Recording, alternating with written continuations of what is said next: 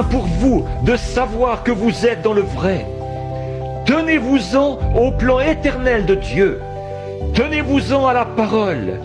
Ce que Dieu dit, dites, c'est juste. N'acceptez rien de moins, ni rien de plus. Pourquoi nous faudrait-il accepter des substituts à ceci, cela et autre chose, alors que la parole de Dieu est remplie de promesses? Oui, monsieur, nous n'avons pas besoin d'accepter aucun substitut. La vérité, c'est ceci. Dieu tient sa parole.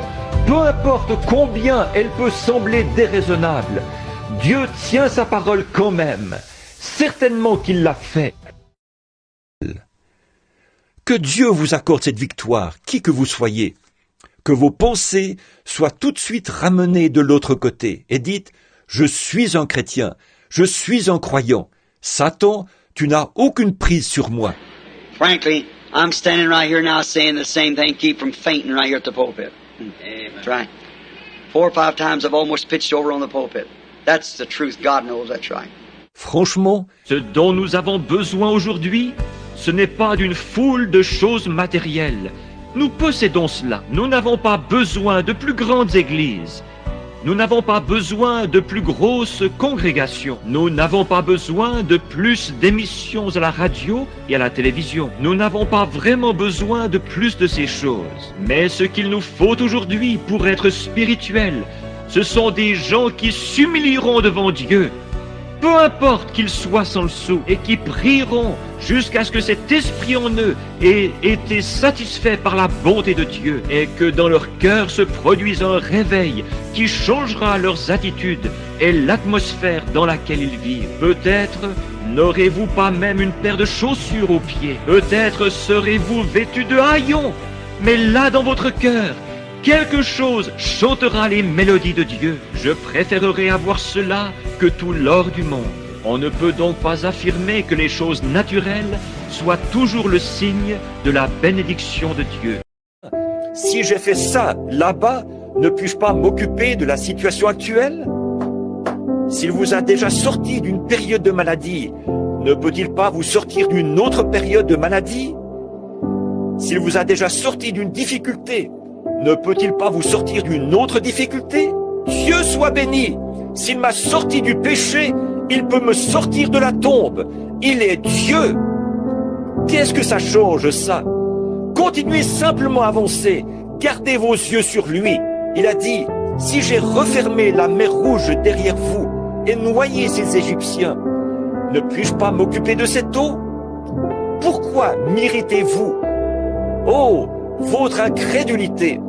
Vous provoquez ma colère par votre incrédulité. Or, le mot qui est employé ici, c'est péché. Ils ont provoqué, ils ont... La raison pour laquelle ils l'ont fait, c'est parce qu'ils ne croyaient pas. Ils ne sont pas allés jouer au dé, là, ni rien comme ça. Ils n'ont pas fricoté avec la femme d'un autre. Et ils ne sont pas allés raconter des mensonges. Ce n'est pas ça qu'ils faisaient. Mais, en fait, ce n'est pas ça le péché. Le péché, ce n'est pas vivre dans l'adultère. Le péché, ce n'est pas fumer, chiquer, boire, jouer à des jeux d'argent, blasphémer, jurer, et ainsi de suite. Ça, ce sont les attributs de l'incrédulité. Ne vous contentez pas de venir jusqu'ici, de dire « Je crois le message », mais obéissez au message. Entrez en Christ, vous dites « Je crois chaque parole qui est prononcée, frère Branham ». C'est très bien, mais cela montre simplement que vous savez lire. Prenez le message, prenez-le dans votre cœur. Vous devez avoir le signe, afin que la vie même qui était en Christ soit en vous. Quand je verrai cela, je passerai par-dessus vous.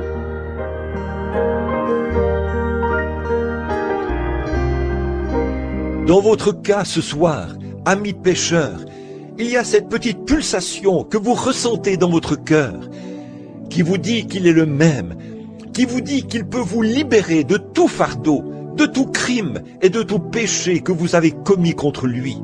Nos péchés sont non seulement pardonnés, mais aussi ensevelis dans la mer de l'oubli, pour ne plus jamais revenir à la mémoire.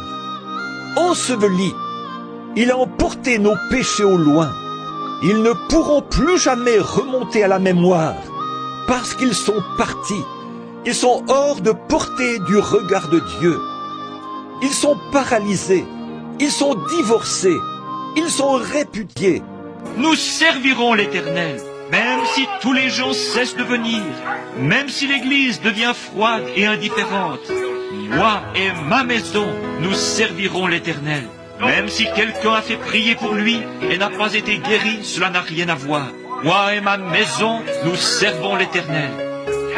Les tests et les épreuves, les hommes ne sont pas infaillibles, mais Dieu l'est. L'homme, si vous regardez à l'homme, il commettra une erreur. Peut-être pas volontairement, mais il le fera.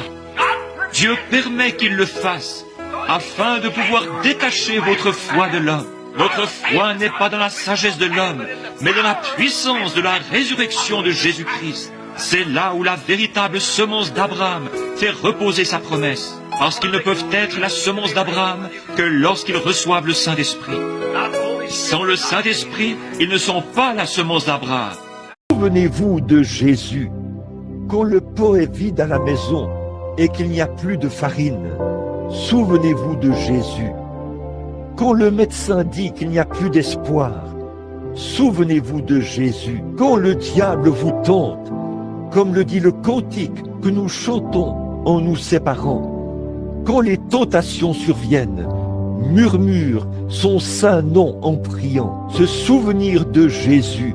Quand vous confessez ouvertement que Dieu est le même Dieu et que vous remettez votre vie entre ses mains, disant « Seigneur, je suis l'argile, tu es le potier », alors demandez ce que vous voulez. La foi ne bougera jamais. Elle ne quittera pas sa place, même si la situation semble se désagréger de tous côtés. Néanmoins, cette foi ne bouge jamais, parce que vous êtes certain qu'il est Dieu. Et s'il est Dieu, il tient sa promesse. Il ne peut pas faire une promesse et la rompre. S'il est Dieu, il doit tenir sa promesse. Oh, combien j'aime cela! Il doit y rester fidèle. Vous, les femmes, si vous voyez, certains d'entre vous, si vous voyez une femme qui agit mal, adorez le Seigneur en la prenant à part et en disant « Sœur, il y a une vie meilleure que celle-là. » Vous les hommes, à votre travail, quand vous entendez un homme qui emploie le nom du Seigneur en vain, saisissez l'occasion de le prendre à part discrètement. Prenez-le par la main et dites-lui « il y a une vie meilleure que celle-là. Tu ne devrais pas employer ces mots-là. » Et dites-le lui avec douceur et gentillesse.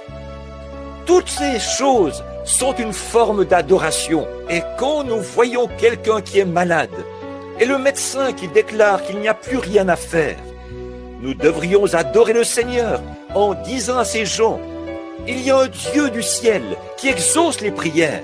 Et alors, quand nous voyons ces choses se produire, et nous les voyons effectivement se produire en eux, nous ne devrions jamais négliger ces choses. Nous les laissons carrément nous glisser entre les doigts. Ne vous mettez pas sous un joug avec les infidèles.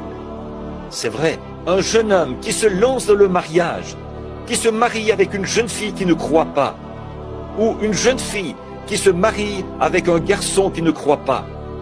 Ne faites surtout pas ça. Peu m'importe qu'il soit très mignon, ou qu'elle soit très mignonne, et ses grands yeux. Tout ça va disparaître un de ces jours. Mais frère, votre âme vivra pour toujours. J'ai eu des déceptions. J'ai vu les fois où j'ai demandé des choses, et j'ai pleuré pour avoir des choses, et j'ai supplié pour avoir des choses, et je n'ai pas réussi à les obtenir. Mais si je m'attends patiemment à Dieu, alors je sais que tout concourt exactement comme il faut. Tout finira exactement comme il faut, car il fait exactement ce qui est juste. Peu importe combien la détresse est grande, Satan ne peut pas vous enlever la vie tant que Dieu n'en a pas fini avec vous. Rien ne peut vous arriver à moins que Dieu ne le permette. Aucun mal ne peut survenir à moins que Dieu le permette. Et c'est pour votre bien qu'il œuvre ainsi. Réfléchissons à ça. Là, quand le déluge est venu détruire le monde, il ne pouvait pas détruire Noé. Oh Dieu, À quoi me serviront mes habits là-bas? À quoi me serviront mes voitures? À quoi me servira une jolie maison? À quoi me servira tout cela en ce jour-là? Tu étais sans amis. Personne ne voulait se lier d'amitié avec toi. Personne ne paraissait vouloir te tendre une main secourable. Tu as dit que tu dirais ce jour-là: j'avais faim et vous ne m'avez pas nourri. J'étais nu et vous n'avez pas voulu me vêtir. À quoi nous servira en ce jour-là tout ce que nous avons, Seigneur? Laisse-nous prendre position pour toi, afin que, lorsque cette heure arrivera et que nous entrerons en sa présence, lui, l'omnipotent, l'omniprésent, ô Dieu, lorsque nous entendrons cette colombe avec ses ailes, se tenant dans cette grande lumière, cela brillera à travers toute l'éternité, sachant que tu habites dans la lumière. Lorsque je devrais me tenir là, tout seul, et que mon frère, mon pasteur, ma mère, mon père, ma femme et mes enfants seront partis. Oh Dieu, que vais-je faire alors, Seigneur? Que vais-je faire alors? Cela peut arriver ce soir, avant le coucher du soleil. Mais que vais-je faire? Je te le donne, une portion du ciel m'attend, en cette heure du soir, en passant par Manachikal. Oh mon Seigneur, une portion du ciel m'attend,